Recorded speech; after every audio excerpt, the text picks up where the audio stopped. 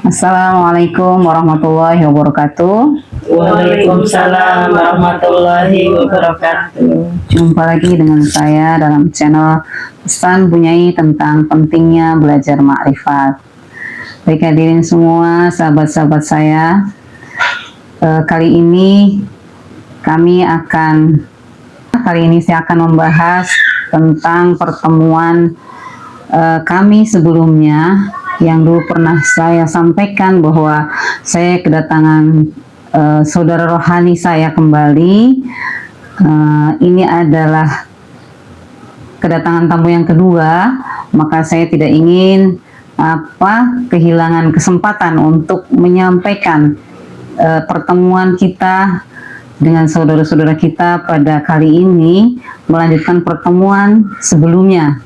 Jadi ini part 2 ya, pertemuan kita. Yang pertama kemarin kita sampaikan bahwa alasan apa masuk Thariqah Naqsyabandiyah Khalidiyah gitu ya. Untuk kali ini kita akan sambung amalan setelah masuk Thariqah Naqsyabandiyah Khalidiyah atau setelah berbaiat. Tapi sebelum kita masuk pada bahasan, kita akan perkenalkan dulu. Kita sudah menambah satu saudara rohani lagi, tamu dari BSD Tangerang, dan kebetulan sudah mempunyai channel juga. Channelnya adalah Nyai Bakar, yang sebelah kiri saya. Kemudian yang sebelah kirinya Nyai Bakar ada Ibu Ta'ah, yang waktu itu kita sudah perkenalkan dari Sunter. Kemudian sebelah kirinya lagi ada Ibu Yani dari Cilacap. Ya baik, kita lanjut. Nah, amalan-amalan apakah setelah dibaiat itu dalam pelaksanaan atau dalam praktek berthariqah Naqsyabandiyah Khalidiyah? Monggo saya sampaikan ke Bu Nyai Bakar dulu ya. Saudara-saudaraku, saudara rohani di seluruh dunia, perkenalkan saya,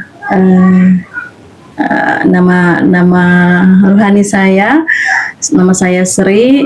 Kebetulan memang saya juga punya channel namanya Nyai Bakar. Terima kasih sekali Ibu Ketua, kami pada kesempatan kali ini hadir bersilaturahmi di rumahnya Ibu Nyai. Jadi singkat saja, amalan-amalan yang kita lakukan setelah kita berbaiat itu, ya zikir yang pertama, diharuskan zikir yang tidak pernah henti dan tidak boleh lepas ya, tidak boleh terputus. Memang sangat jauh beda sekali dengan zikir-zikir pada umumnya. Terus terang, kalau pengalaman saya pribadi ikut di sini, itu luar biasa. Bukan sesuatu hal yang mudah ya. Dan tidak ada enak-enaknya ya untuk sementara gitu kan ya, bukan karena di sini memang kita tidak zikir di sini betul-betul zikir, karena bagi yang setelah dibayat itu diwajibkan melakukan zikir sendiri, zikir jamaah ya. Itu diwajibkan per wilayah di setiap kota di seluruh Indonesia, bahkan sudah ada ke luar negeri ya, di Malaysia ada. Jadi itu diwajibkan gitu. Jadi zikir yang memang kita lakukan sangat jauh beda dengan zikir yang sebelumnya. Secara syariat kita lakukan ya zikir yang penuh dengan harap, yang penuh dengan doa. Di sini tidak lagi seperti itu. Jadi zikir yang di sini itu betul-betul zikir yang diajarkan di sekolah ini tuh betul-betul zikir yang untuk memang membersihkan diri ya. Karena kan zikir itu pembersih diri ya. Jadi tidak ada lagi harap, tidak ada lagi keinginan ya. Jadi semua yang dilakukan itu semata-mata hanya mengharap ridhonya saja, tidak ada yang lain. Dan memang banyak sekali keanehan dan secara tidak kita sadari secara kita sadari ternyata setelah masuk di sini memang harapan-harapan dan keinginan itu di dalam doa memang itu sudah tidak ada dengan sendirinya gitu ya. Kalau mungkin kan secara syariat ya, ketika orang tidak tidak berdoa, tidak meminta, itu kan dikategorikan sombong kan, seperti itu ya, katanya sombong seperti itu. Tetapi di sini memang kita diajarkan untuk manut, ngabdi, ikut perintah guru dan melakukan segala apapun, bersolawat, berzikir, apapun semua itu hanya atas dasar mengharap ridhonya saja, gitu ya, untuk membersihkan diri, artinya mengosongkan diri, membuang sampah-sampah yang ada di dalam kolbu. Karena selama ini dulu saya secara pribadi memang betul, saya tidak memungkiri ya, saya juga ikut mengamalkan pengamal sholawat ya, dan itu sholawat gitu tuh benar-benar yang kalau dibilang bahasa kasarnya kayak sholawat onta gitu ya, sholawat yang cuma meminta-minta, sholawat ini kita supaya ini, ya kan, melakukan ini supaya ini gitu kan, lakukan ini supaya ini. Dan alhamdulillah di sini memang luar biasa, kita diharuskan berzikir, mengingat Tuhan di setiap waktu, dalam keadaan bersuci di setiap waktu, di setiap saat, tiap menit, tiap detik. Sehingga memang mungkin dilihat secara kasat mata mudah, tetapi ini bukanlah sesuatu hal yang mudah. Namun jika kita sudah menjalankannya, ini enak sekali ya. Jadi kita tidak lagi dikejar-kejar dengan hawa nafsu dan keinginan, juga kemelekatan gitu ya, juga kemelekatan yang teramat lah, karena kan tidak bisa dipungkiri punya ya.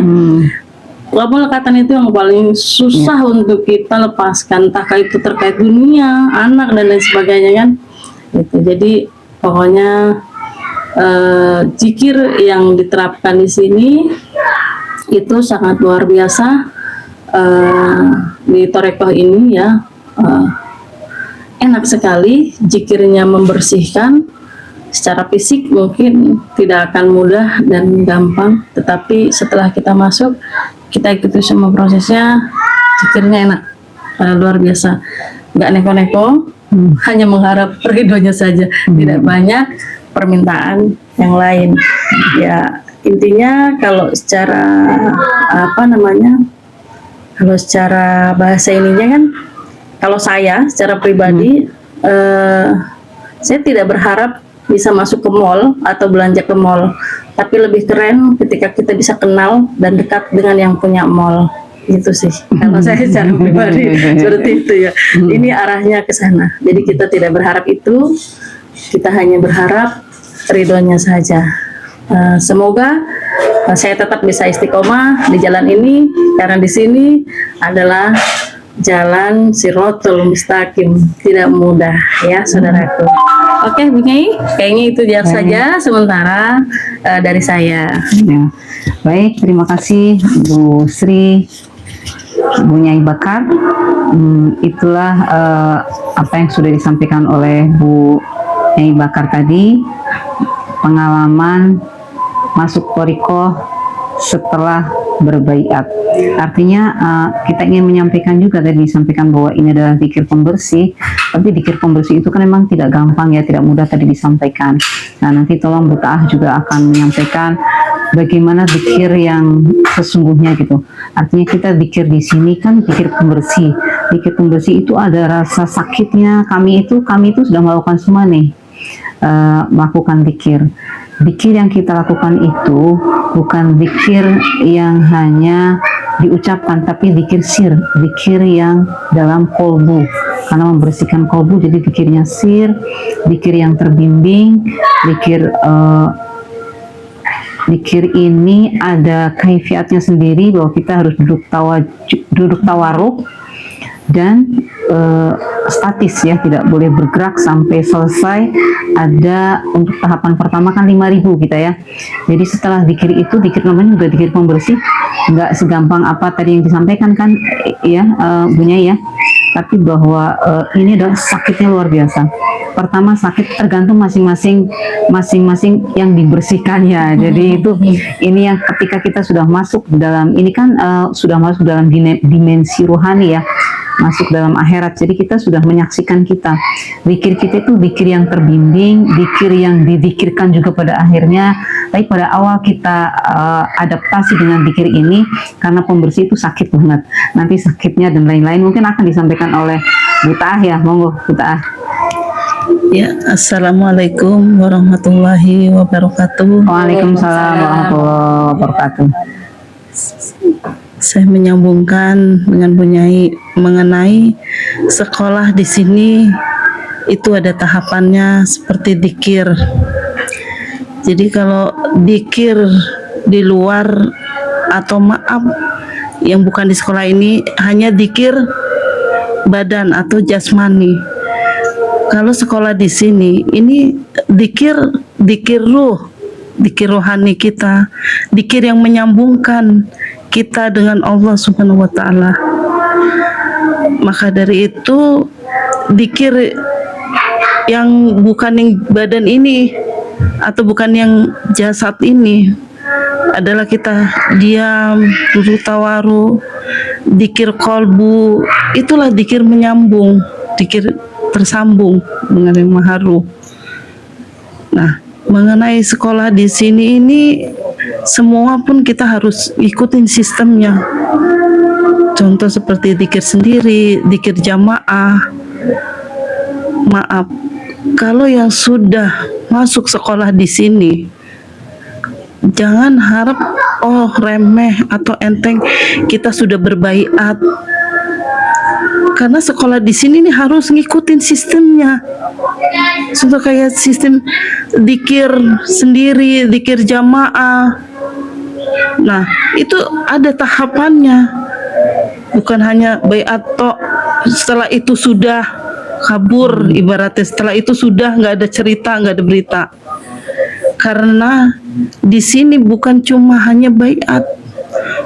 Maaf sekali lagi untuk saudara-saudara saya yang sudah masuk sekolah ini, yang sudah berbaiat. Maaf sekali ya, memang kita jalan berbeda. Cuma disayangkan kalau hanya berbaiat terus sudah begitu saja, nggak ngikutin sistemnya. Ya bukan saya juga nggak mau sombong. Apakah masih mereka tersambung? Sayang kalau sudah masuk ke sini nggak ngikutin sistemnya. Ya bagaimanapun juga dzikir yang tadi Bu Nyai ngomong itu, dzikir walaupun sakit kita harus rasakan. Karena inilah perjalanan, inilah perjuangan kita. Cukup sekian. Terima kasih Bu Nyai. Ya, terima kasih Bu Ta'ah. Tadi sudah disampaikan bahwa zikir ini adalah zikir pembersih ya sebenarnya ya. Jadi memang tidak seperti zikir-zikir yang biasa yang kita tetap bersyariat dalam melaksanakan Tariqah Nasabandia Holidayah Nusantara ini. Jadi tetap kita bersyariat, ada zikir sendiri, zikir berjamaah pun kita itu ada pemimpin zikirnya. Jadi ada sholat syukri wudu, sholat tobat, sholat isya berjamaah, kemudian dilanjut dengan zikir berjamaah. Itu untuk yang zikir berjamaah. Tapi kami kali ini akan bahas tentang pengalaman zikir setelah masuk baiat. Dilanjut sama Bu Yani dari Cilacap. Monggo Bu. Assalamualaikum warahmatullahi wabarakatuh. Waalaikumsalam warahmatullahi wabarakatuh. Kayaknya udah terbahas semua ya. Pengalamannya sendiri-sendiri. Iya. Maksudnya perjalanan di sini kita ngejalaninnya itu tahap demi tahap, dari baiat, belajar berzikir, membersihkan diri kita. Dan zikir di sini bukan sembarang zikir ya. Zikir di sini bukan minta keinginan ini itu. zikir di sini benar-benar zikir untuk membersihkan diri sendiri. Kita dari lahir sampai segini tuanya begitu banyak sampah-sampah yang dalam diri kita ya.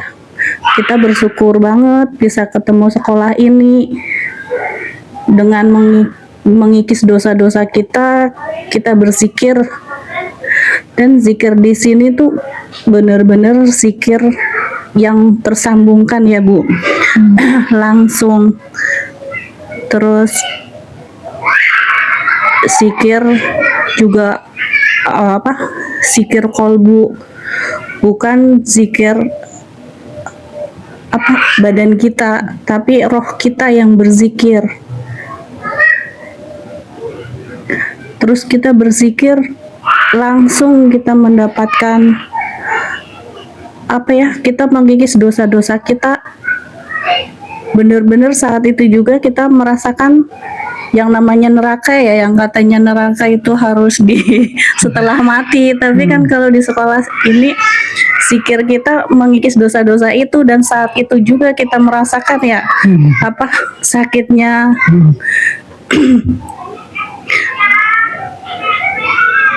Dan nggak cuman diri badan kita, dari semua yang kita lakukan gitu, dari kaki kita dan mata terpejam ya, terus tangan kita yang merasakan Ibu? Terus terus yang kata orang neraka itu kan nanti setelah mati. Tapi kan kalau di sekolah ini sekarang ini ya Bu, dengan zikir ini kita bisa mengikis dosa-dosa kita yang selama ini bertumpuk-tumpuk dari lahir sampai segini tuanya baru bisa terkikis. Tapi alhamdulillah sekali kita bisa bertemu dengan sekolah ini, terus kita bisa sedikit demi sedikit mengikis dosa-dosa itu ya Bu, terus langsung tersambungkan. Kalau di luaran sana kan orang berzikir minta keinginan, ingin kaya, ingin sukses, ya ingin macam-macam gitulah. Tapi kalau zikir yang di Thoriqoh Naksabandia ya Nusantara ini benar-benar kita membersihkan diri kita sendiri. Dan sakitnya kita juga masing-masing. Setiap orang itu merasakan kesakitannya masing-masing, soalnya dosa kita kan masing-masing ya. Nggak semua katanya harus saya segini, nggak bisa kayak gitu. Orang kita dosanya masing-masing, kita juga lakukannya juga masing-masing. Mudah-mudahan yang di luaran sana dapat syafaatnya, bisa ketemu dengan Thoriqoh ini dan dapat sekolah di sini, biar dapat manfaatnya ya Bu. Biar kita pengennya ya saudara-saudara kita semuanya bisa lah bergabung di sekolah ini, walaupun bisa dibilang awal-awal kita nggak enak-enak ya. Tapi ya bersyukur kita bisa mengikis dosa-dosa ini selama kita masih di dunia. Nggak kata orang nanti kalau kita udah mati. Iya. Kayaknya cukup sekian dulu ya. Pengalaman diri saya ya. Monggo Bu. Baik, terima kasih Bu Yani. Intinya kami semua menyampaikan pengalaman kami ini karena kami sejatinya memang pelaku syariat yang ternyata ketika kita belajar di Thoriqoh ini ada beberapa ilmu-ilmu yang memang kita bersaksi ini yakin betul bahwa dalam Al-Quran di surat Al-Baqarah Alif Lam Mim itu adalah benar adanya. Alif adalah Allah, Lam adalah malaikat pembawa wahyu, Mimnya adalah Rasul utusan. Artinya ketika kita ingin berjumpa dengan Allah dan bersambung dengan Allah harus melalui channel atau harus melalui utusan di zaman ini. Karena kita juga menyaksikan semua bahwa di dalam riwayat Rasulullah itu bersyahadat dengan syahadat asyhadu alla ilaha illallah wa asyhadu anna Muhammadar Rasulullah, bahwa Rasulullah bersaksi bahwa Muhammad adalah utusan Allah. Artinya Muhammad yang Rasul, bukan Muhammad yang Nabi. Itu yang bersaksi adalah Muhammad yang Nabi. Nabi Muhammad SAW bersaksi bahwa Rasul Allah adalah Muhammad, gitu ya. Jadi artinya itu sesuai dengan surat Al-Baqarah tadi, Alif Lam Mim. Kami masih berproses. Kenapa kami bicara bahwa ini tersambung? Karena kami ada merasakan bahwa ini masuk ke dalam dimensi yang berbeda. Setelah kita berbaiat, kemudian kita berzikir, kolbu berzikir yang mematikan panca indera kita, maksudnya yang sudah didahului dengan mutu qabla anta mutu, artinya mati sebelum mati zahir. Jadi mati apa? Mati hakikatnya ya, zahirnya, panca inderanya kita tutup semuanya. Jadi kita fokus dengan kolbu yang terbimbing karena sudah dibaiat, artinya sudah ditanamkan nur iman dan nur kitab yang punya potensi untuk bisa menyambungkan kepada gelombang Rasulullah. Nah ini Rasulullah sama, Rasulullah dari zaman Nabi Adam sampai dengan utusannya ulama warasatul anbiya itu sama, Rasul yang sama. Yang kita torikoh ini adalah memang torikoh terberat, torikoh para nabi, dan nabi melakukan ini semua.